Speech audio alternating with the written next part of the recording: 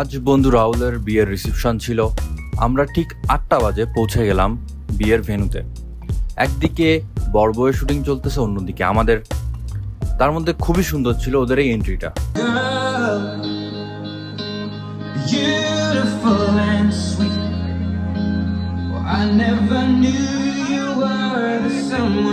Waiting for me, 'cause we were just kids when we fell in love, not knowing what it was.